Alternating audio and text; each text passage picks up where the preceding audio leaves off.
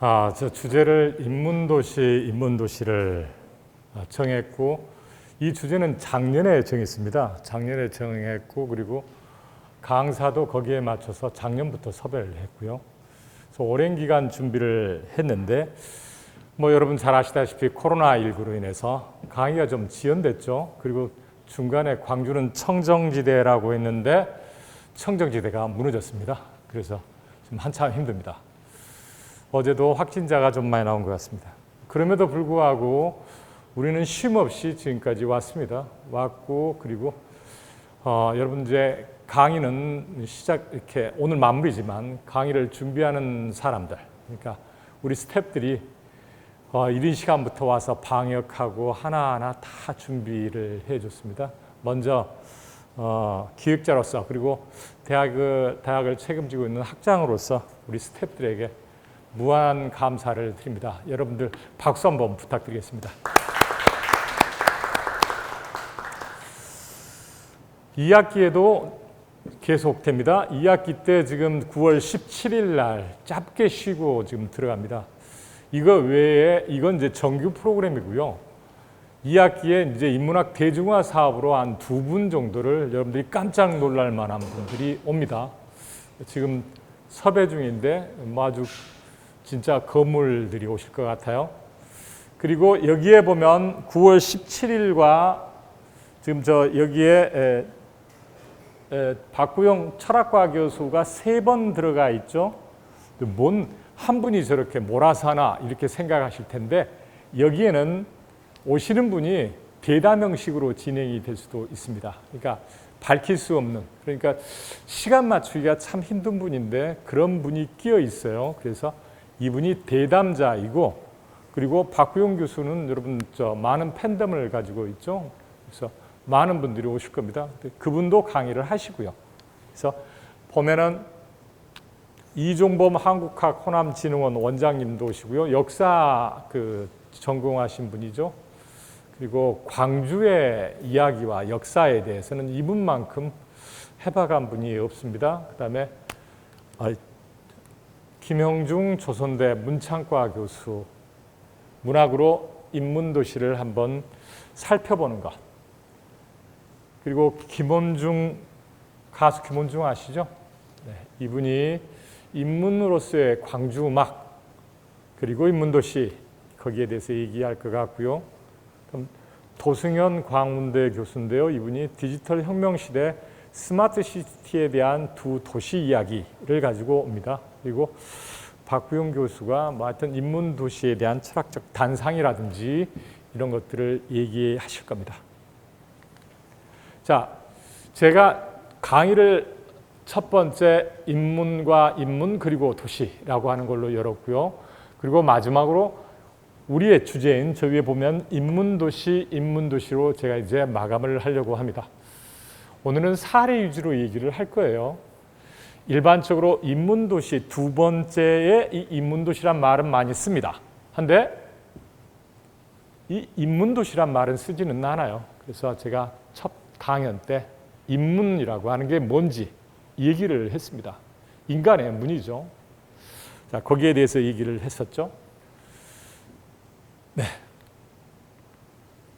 그래서 다시 한번 좀 정리를 해볼 필요가 있을 것 같아요. 여러분,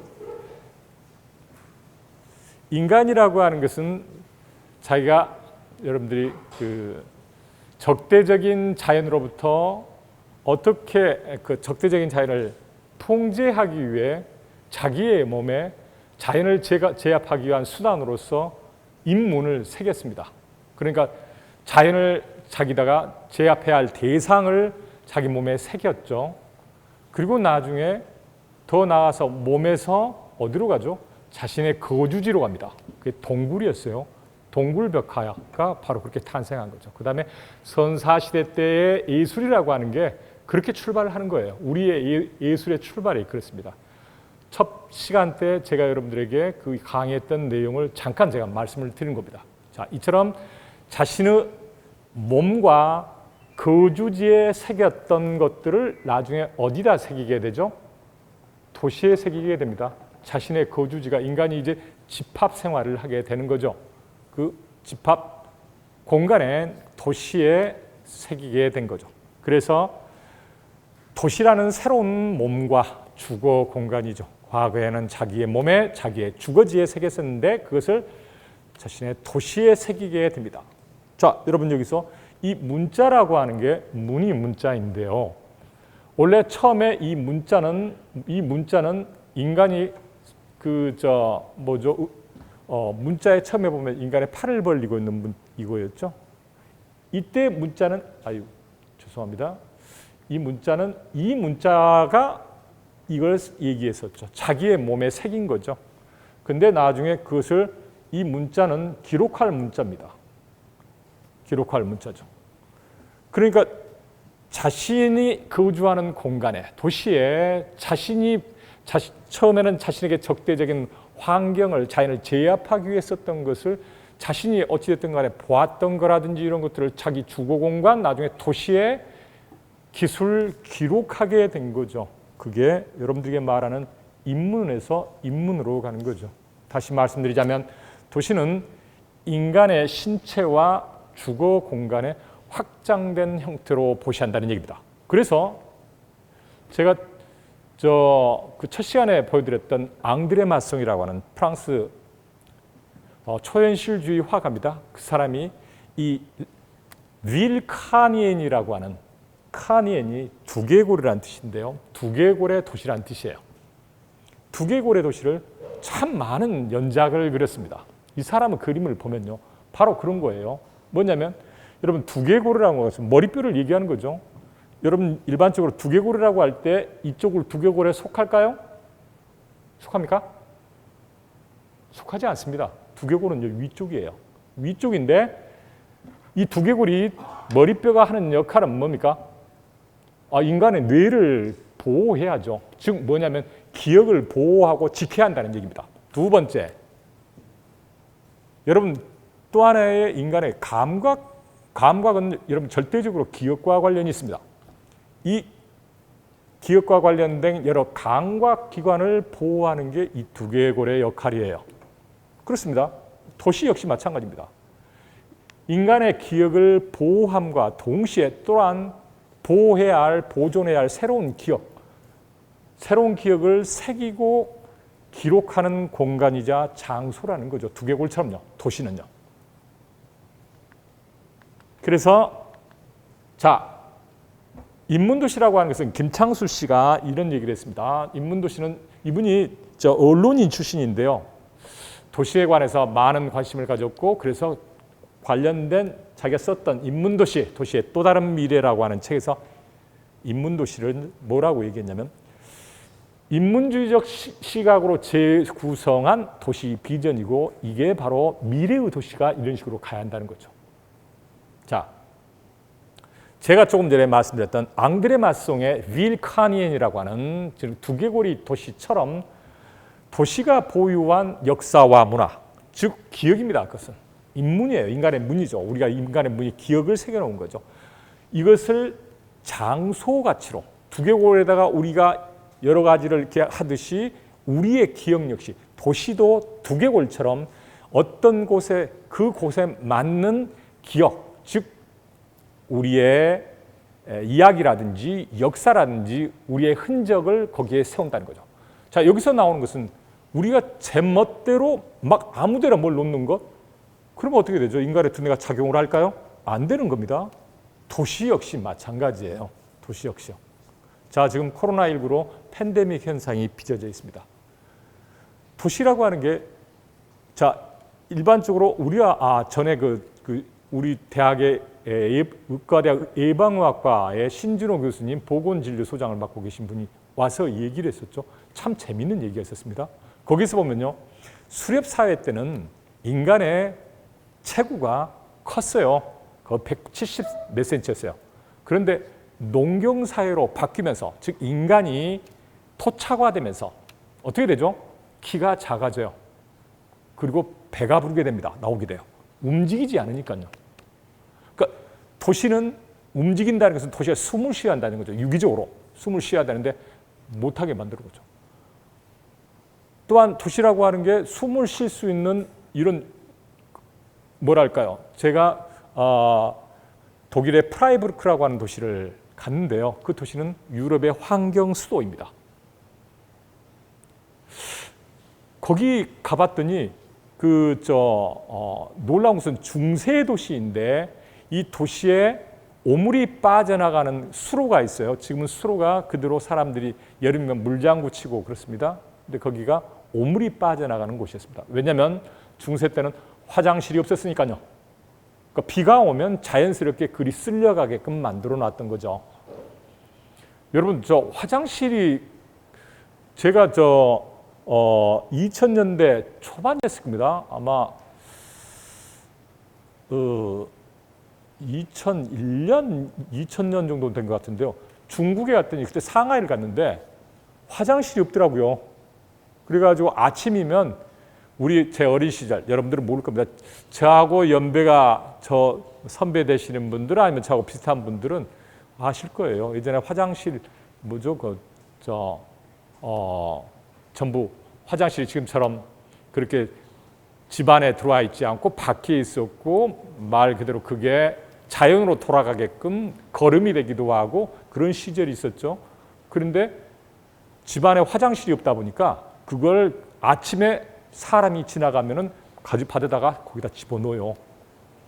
여러분, 중국이 지금 이렇게 변한 거 얼마 되지 않습니다. 2000년대 초반만 갔을 때만 해도 진짜 여행하다 보면요, 화장실에 문이 열려 있어요. 다.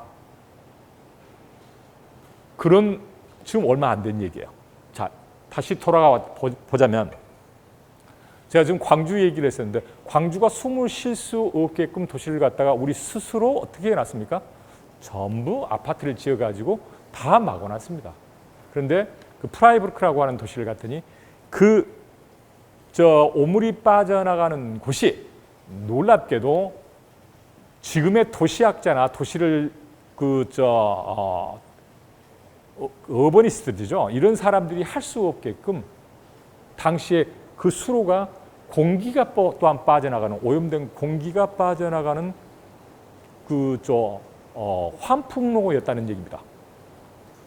그건 놀라운 얘기예요. 그만큼 도시를 이 사람들은 여러분 두개고루 도시를 제가 보여드렸듯이 두개고루 도시도 어느 한쪽에 밀집되고 뭐 하면 두개골 작동하지 않습니다. 마찬가지입니다. 근데 중세 때의 도시인데 거기에 숨골처럼 들어가는 이런 모든 것들이 갖춰져 있더란 얘기죠. 자, 다시 돌아가 보자면 미래 도시는 제가 조금 전에 말씀드렸던 앙드레 마송의 인문 도시라고 얘기하는 거죠.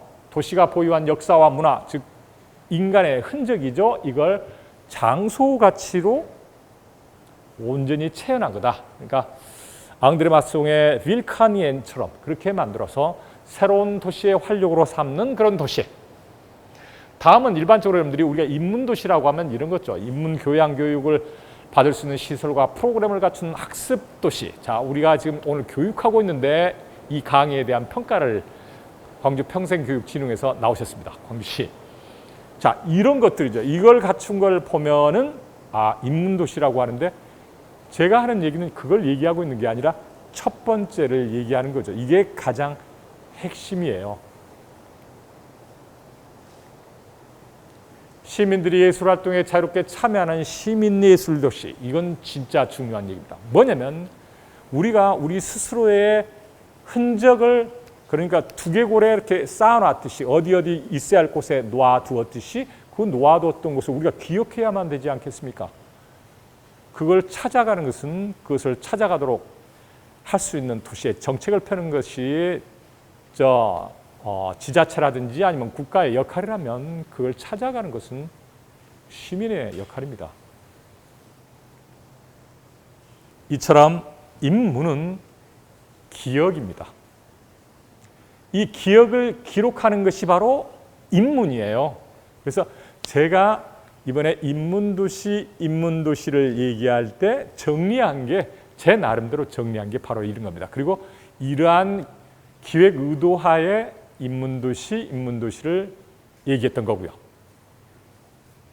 자, 이때 기억과 기억의 기록. 이것은 진실입니다. 그리고 정체성이에요. 그러니까 기억과 기억의 기록이 지금 앙드레 마송의 그 윌카니엔처럼 그렇게 그 도시 속에 잘 구성되어 있고 인간의 흔적이라든지 기억해야 할 것이 잘 배분되어 있다면, 그렇다면 그게 바로 도시의 진실이고 도시의 정체성을 얘기한다는 거죠. 다시 한번 돌아가 볼까요? 여러분, 라틴어로 메모리아란 말은 기억을 의미합니다. 이 메모리아의 반대말은 오블리비오예요. 망각이에요. 망각의 반대말은 뭘까요? 기억일까요? 아닙니다. 놀랍게도 이 오블리비오의 반대말은 베리타스예요. 진실이에요. 망각하지 않는 게 진실이라는 얘기입니다. 즉 기억하는 게 진실이라는 얘기죠. 도시의 진실, 도시의 기억을 기억하도록 만들어줘야죠. 그걸 갖다가 전부 지워버린다면, 여러분 우리가 얘기할 때 도시 재생이라는 얘기를 하는데 도시 재생은 기억의 재생입니다. 근데 기억을 재생하도록 해주나요? 여러분, 우리는 도시의 재생이라고 한다면 외관을 바꾸는 걸 도시의 재생으로 생각해요. 제일 많이 생각하는 게, 동해역에 가보면 동피랑 마을 가보셨습니까? 벽화를 다 그려놓고 그게 도시 재생이라고 하는 거죠.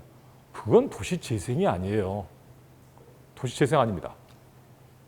그러니까 근본적인 접근이 잘못되어 있다는 얘기죠.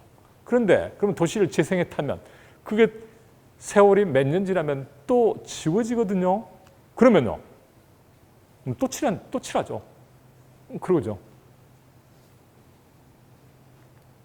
그래서 도시에 새겨진 이 인문을, 기억을 지키는 것은 도시의 기억을 지키는 겁니다. 이는 도시의 이야기와 역사를 지키는 거고요.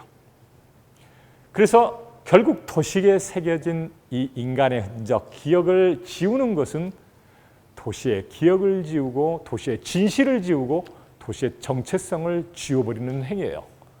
아주 무지막지한 얘기입니다. 그래서 도시는 바로 기억의 창고입니다. 인문의 창고이고 그 기억을 재현하는 공간이에요. 아시아 문화 중심 도시 조성 프로젝트가 시민의 기억을 찾아내고, 즉 우리의 기억을 찾아내고, 특히 5.18과 관련된 기억을 찾아내고 그 기억을 재현해내는 프로젝트예요. 근데 그 재현해내는 게 누구죠? 누가 재현해내야 되나요? 국가가 재현해내야 됩니까? 그러니까 지워버리죠. 우리 도청 총탄 자국들 다 지워버렸던 게 그거잖아요. 그 다음에 여러분, 우리 국립아시아문화전당 주변 한번 봐보세요. 이게 개방형 구조물인데 재미있게도 벽이 있어요. 이 정도 되는 벽이 처음부터 끝까지 다 둘러싸여 있습니다. 왜 그 벽을 쳐야만 됐죠? 돈도 많이 들었을 텐데요. 당시에 시설 서기관이 끝까지 오기 파가지고 지었다는 거예요. 광주의 기억과는 관련이 없다는 얘기입니다. 광주가 새로운 기억을 거기다 담아야만 되는 곳인데 광주의 새로운 기억과는 관련 없이 자기가 볼 때는 이건 국가기관이므로 시에서 니들 찝적대지 말라는 얘기예요. 그래서 쌓아놓은 겁니다. 저거 허물어야 돼요. 진짜 답답할 노릇이죠. 근데 여러분들은 생각하지 못하시잖아요. 왜 벽이 있는지. 벽이 이 정도 되는 벽이 쭉 있어요. 완전 둘러싸여가지고 벽이 있습니다. 재밌는 일입니다. 자, 도시는 인문의 창고이자 사라져버리거나 사라져가는 기억의 재현 공간이라고 제가 말씀드렸습니다. 그래서 도시의 기억을 잃지 않도록 이 인문을, 우리의 흔적을 보존하고 지키기 위한 노력을 경주해야만 되죠. 이전에. 그렇다면 새로운 기억은요. 앙드레 마송의 윌카니엔처럼 두개골의 도시처럼 이제부터는 지금부터라도 잘 새겨야만 된다는 거죠. 잘 새기고 새롭게 기록해야만 되는 거예요. 자, 그래서 이 인문을 지운다는 건 기억을 지우는 거고 도시의 정체성을 지우는 거고요. 이것은 바로 정주민이, 살고 있는 정주민이 정신적 실향으로 이어집니다. 저는 광주에서 태어났습니다. 그런데 제가 살았던 광주는 존재하지 않아요. 얼마나 슬픈 일입니까? 여러분 제가 1989년에 파리에 유학을 갔습니다. 89년에 안 태어난 분들이 계시네요. 보니까. 그런데 89년에 유학을 갔는데요. 그때 만났던 파리의 모습은 지금도 변하지 않습니다. 제가 공부했던 파리 3대학, 그 앞에 있는 폭사집 지금도 있어요. 놀랍지 않습니까? 건물 그대로 있어요. 그러면 그 건물들에서 상행위를 하는 사람들은 그대로 살고 있다고요? 아닙니다. 그 사람은 세월이 흘러서 돌아가실 수도 있죠. 그래서 그 영업하는 그런 뭐랄까요, 업종이 바뀔 수도 있는 거죠. 업종은 바뀌었지만 건물은 바뀌지 않는다는 얘기예요. 자기 마음대로.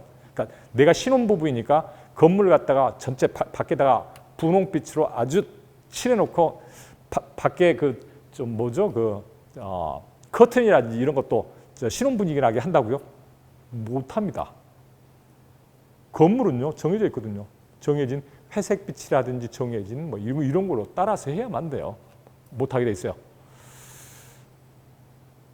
그리고 또 한 가지, 여러분 파리가 지금의 파리가 된 것은 저 1800년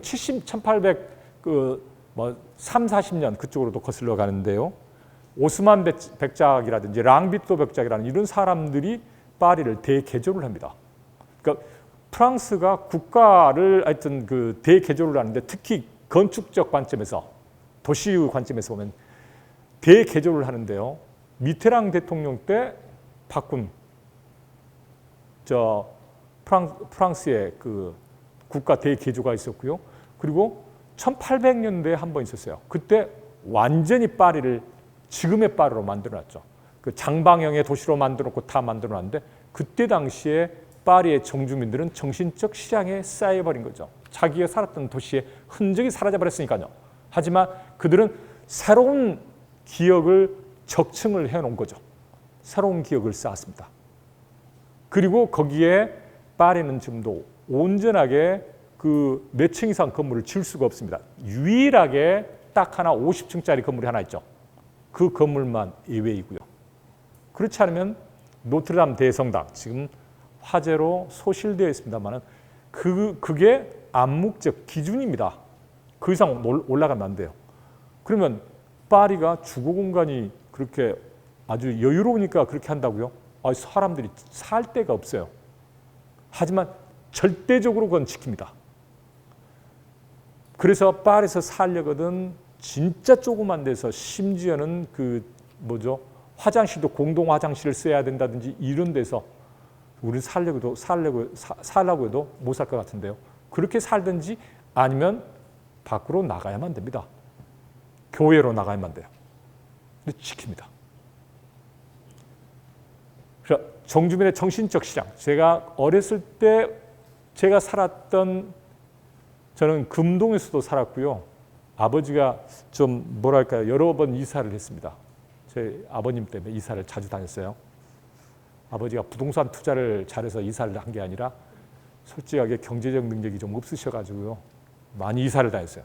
그런데 그 다녔던 곳들에 지금 단 하나 남아있는 곳이 없습니다.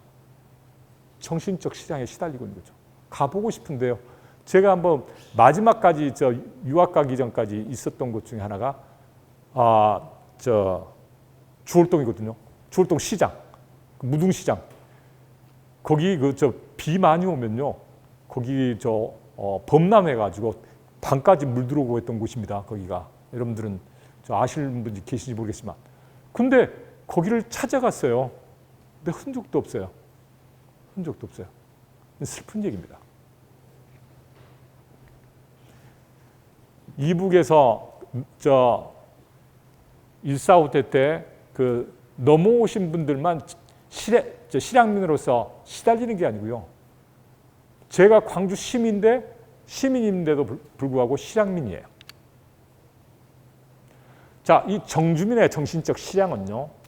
자신이 살고 있는 도시의 이야기와 역사의 토대인 바로 이 흔적, 이 인문을 얘기하는 거죠. 이 인문에 대한 기억 상실이라는 거죠.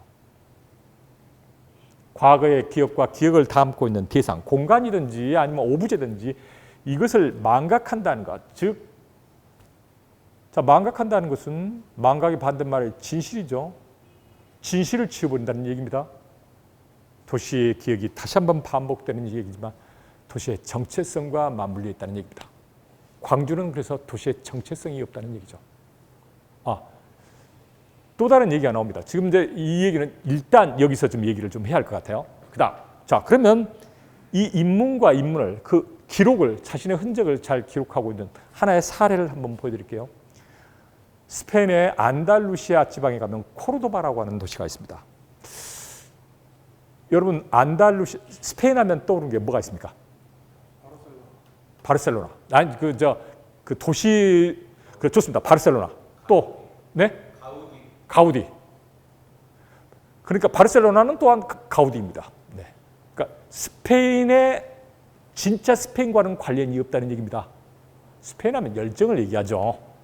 정열. 또한 뭐가 유명합니까? 춤이 유명하죠. 무슨 춤이라고 하죠? 플라멩코죠. 그 안달루시아예요. 그러니까 여러분들이 말하는 일반적으로 말할 때 스페인이 아닌 스페인에서 특징적으로 얘기하는 안달루시아 지방의 특징이 바로 스페인처럼 스페인을 대표하는 것처럼 얘기해요. 아닙니다. 스페인은 저쪽 위쪽 북쪽이 잘 살고 남쪽은 가난해요. 안달루시아 가난한데 이 사람들이 아주 말 그대로 끝내줍니다. 제가 갔을 때 호텔에 저녁에 결혼식 끝나고 피로연이 열리는데요. 피로연을 저희는 여행 중이니까 피곤하니까 잠을 자야 되잖아요. 아침까지 해요. 저희는 아침에 떠나야 되는데. 근데 물어봤더니 그날 오후까지 또 한다더라고요. 그러니까 잠 안 자고 하는 거죠. 계속 술 마시고 노래하고 그래요. 그런 쪽입니다. 그런데 이 안달루시아의 대표 도시가 몇 개 있는데 그 중에 하나가 코르도바예요.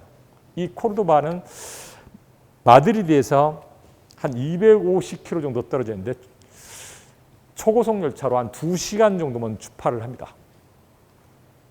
제가 여러분들에게 꼭 가보시라고 얘기하고 싶어요.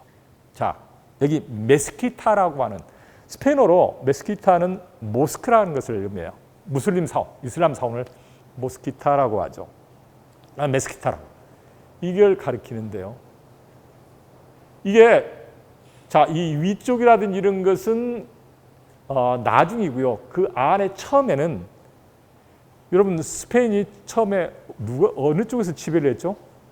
이슬람에서 지배를 했습니다. 그걸 아셔야 돼요. 현재 이 안달루시아 지방의 주교자가 바로 이 메스키타에 있어요. 조금 전에 얘기했던 이곳에 있어요. 이게 무슬림 사원이거든요. 이슬람 사원인데. 그러면 우리 같았으면 저걸 해체하고 새롭게 대성당을 건축했을 거라는 거죠. 한데 이건 그들은 그대로 사용하고 그 위에 증축을 합니다. 그래서 이슬람의 흔적과 인문과 가톨릭의 인문이 그대로 공존합니다.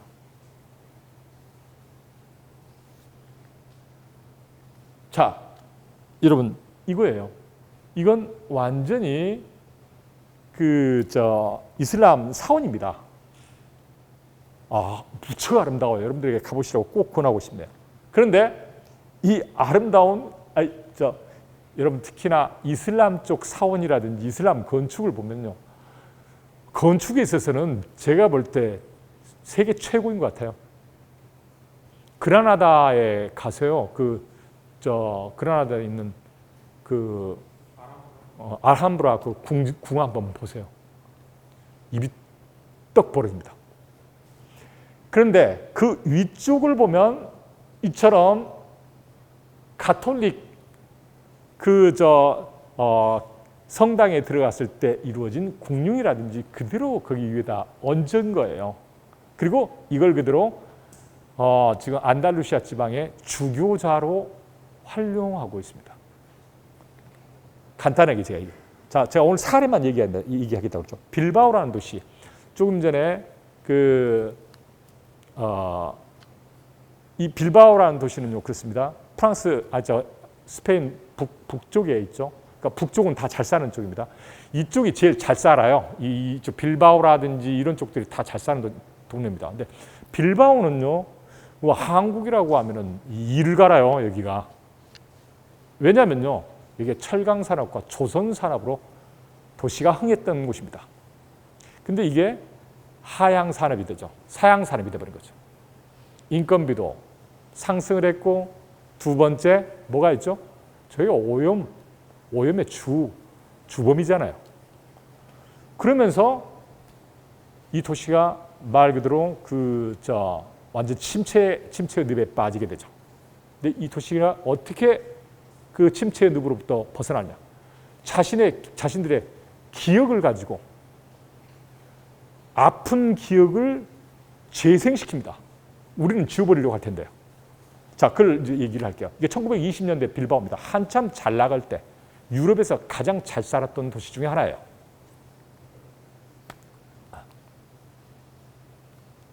빌바오가 여기가 있죠. 스페인에서 가장 부유한 도시 중에 하나였고요. 1970년대부터 이제 도시의 쇠퇴가 이루어지기 시작하여 1986년에 이르러서는 거의 실업률이 정점에 이릅니다. 그래서 도시 재건을 위하여 몇 가지 도시 재생 기구도 펼치고 정책을 내놓는데 바로 여러분들에게 조금 전에 말씀드렸던 기억, 자신들의 기억을 지키고 새로운 기억을 기록하는 게 그들의 도시 재생의 목표로 보시면 돼요. 저는 그렇게 읽어냈으니까요. 자, 보면은요, 그들이 조금 전에 냈던 도시 재생 정책 중에 하나가, 여러분 여기는 철광 산업과 그 석탄입니다. 조선 산업입니다. 조선 산업인데 먼저 자기들의 이 강이죠. 여러분 이게 구겐하임 미술관 분관인데요. 빌바오를 광주에서 갑자기 알게 된 게 돌아가신 노무현 대통령이 2003년 대통령 당선되자마자 5월 17일 날 전남대학교에 오셔가지고 그때 제가 불어불문학과 학과장이었습니다. 그 학과장은 들어갈 수 있었죠. 비표를 달고 이제 들어가서 그분이 하신 말씀을 들었는데 그때 하신 말씀이 그거였어요. 광주에 프랑스 파리에 있는 뽕피두 센터와 같은 그 복합문화 공간을 짓겠다. 지역 균형 발전 차원에서 그걸 짓겠다. 라고 그 말씀 하시자마자 끝나고 난 뒤에 가장 모델로 떠올랐던 것 중에 하나가 빌바오의 이 구겐하임 미술관 분관입니다. 이 도시는 무너져 가는데 이거 하나 유치해 가지고 먹고 산다고 사람들이 얘기를 하거든요. 그것만은 절대 아니에요. 근데 이 건물이 참 특이해요. 프랑크 기르라고 하는 세계적인 건축가가 지었습니다. 여러분, 빌바오를 제가 추천하는 이유 중에 하나는 빌바오는 세계적인 건축가들의 작품을 만날 수 있는 곳입니다. 프랑크 게르라고 하는 세계적인 건축가죠. 해체주의 건축에 완전 어마어마한 사람이죠. 이 사람이 짓는데요. 이게 겉표면이 티타늄이라고 하는 금속 재질이에요. 빛이 은은하게 반사되는데, 자, 이게 아침에 동틀무렵과 그 다음에 해가 계속 떠오르면서 빛의 강도가 강해지고 그리고 이제 석양 무렵이 이랬을 때 이 건물이 계속 달라져요. 모습이 달라지는 게 아니라 건물이 달라요. 조명 때문에. 심지어는 비 오는 날 이 조명 때문에 비치는 건 지극히 아름답습니다. 완전히 그러니까 사시사철 새로운 건물을 만날 수 있게 해놓은 거죠. 여기가 철광산업이라고 그랬습니다. 여러분들에게. 바로 티타늄을 이용해 가지고요. 이걸 만들어 놓은 거예요. 자, 여기는 네로비언 강도 정화를 하고요. 도시가 노후화되어 있고 슬럼화됐던 이런 것들 시설이라든지 아니면 건물 외관 모두 리모델링을 합니다. 그리고 이 네르비온 강에 이 주비주리 다리라고 하는 게 있어요. 바로 옆에가 이제 구겐하임 미술관하고 같이 있습니다. 이게 바스크어로 하얀 다리라는 건데요. 이 다리 역시 아름다워요. 참 아름답습니다. 그 다음에 이 도시가 지하철역을 바꿔요. 지하철역도. 그런데 이 건축가는 노먼 포스터를 데려옵니다. 이 노먼 포스터는 영국 사람이에요. 혹시 런던에 가보신 분 있습니까? 런던. 안 가보셨습니까? 안 가보셨으니까 제가 거짓말은 되겠네요. 런던 시청은 타원형으로 굽어져 있어요. 그것부터 이분이 지은 게 영국 박물관, 대형 박물관인데 여러분 지금 대형 박물관이라고 하지 않습니다. 상당히 그 헤게모니의 그런 게 느껴지죠. 지금은 영국 박물관이라고 그래요. 영국 박물관 가보면요, 박물관 들어가면 안에가 이렇게 모든 박물관에서 사람들이 나오면 이 중앙으로 모이게 만들었는데요. 여러분 파리에 가보시면 루브르 박물관 있죠? 루브르 박물관 들어가면 유리 피라미드 있죠?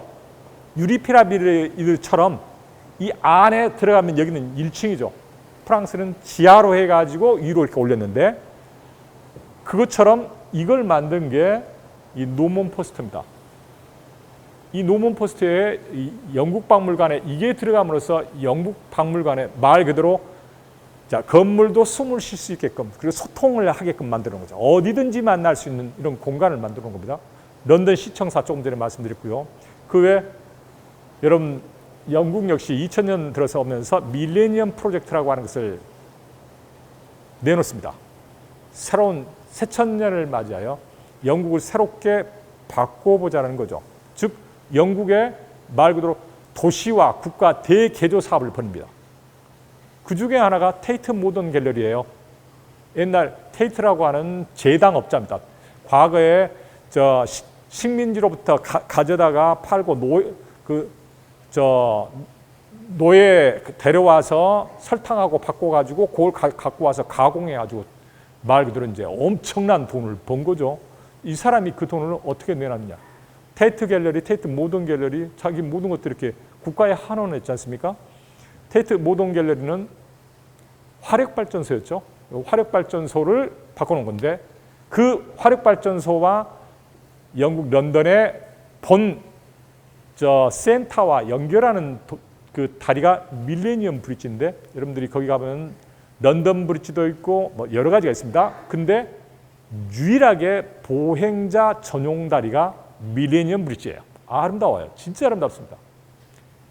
자, 이런 것들을 건설한 설계한 건축가 이런 사람들이 이 망해가는 도시에 이런 건축가들 데려오려면 이 정도는 데려와야죠. 그렇죠? 바꿔놓습니다. 자, 그래서 구겐하임 미술관 분관을 유치를 했고요. 자, 이 분관을 유치한 이유는 뭐죠? 구겐하임이라고 하는 사람 미술관에서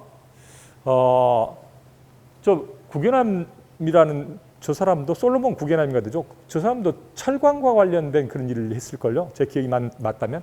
자, 그것도 있지만 철광과 조선산업 관련된 그런 기억들, 티타늄 외관도 말씀드렸고요. 그 안에 소장품도 제가 이제 말씀드릴게요. 좀 보겠습니다. 그다음 밖에 나오면요, 이게 누구 작품이죠? 여러분 서울에 가도 있습니다. 어디 가면 리움 미술관 가보셨나요? 이건희의 이 씨와 뮤지엄에 움을 붙여서 리움 미술관이라고 하죠. 그 리움 미술관 앞에 나오면요, 이 루이 부르주아라고 하는 작가죠. 여성입니다. 아주 잘 나가는 작가입니다. 그 조각가로서 이 마망이라고 하는 엄마라고 하는 거미 작품입니다. 이것도 있고요. 다양한 게 많아요. 자, 빌바오 효과. 여러분 어떤 도시를 갖다가 문화적으로 재생을 해가지고요, 그 도시에 경제적 활력을 주고요, 도시를 완전 바꿔놨어요. 여기서 여러분들이 일반적으로 경제적 효과만 따지는데요, 그게 아니라 시민들의 자긍심이라든지 이런 것들을 증진시켰을 때 이것까지도 얘기를 해야만 돼요. 그게 빌바오 효과입니다. 우리는 지금 아시아 문화 중심 도시 조성 사업을 하고 있는데 만약 이루어진다면 새로운 고유 명사로서 광주 효과가 나오고 그게 보통 명사가 될 수가 있어요. 한데 지금 우리는 어떻게 얘기를 해야만 되냐면 광주가 이렇게 낸다면 빌바오 효과와 같은 걸 만들어낼 거라고 얘기하는 거죠. 우리도 충분히 만들어낼 수 있는데 그게 제가 좀 전에 말씀드렸던 대로 담쳤어요. 이미 못 오게.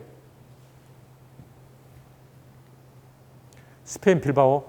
여러분 에타라고 하는 진짜 무지막지한 저 유학 시절에 맨날 그 아토차 그 마드리드역 거기에 폭탄 테러 이루어져가지고 사람 죽고 맨날 여기가 이제 저 분리 운동을 하는 단체입니다. 근데 어찌나 사상자가 많이 일어나고 그리고 이러다 보니 나중에 그 바스크 사람들이 등을 돌리게 돼요. 그러면서 지금 어찌됐 이쪽이 지금 유명무실해진 거죠. 자, 영구 휴전 선언이 이루어져 있습니다.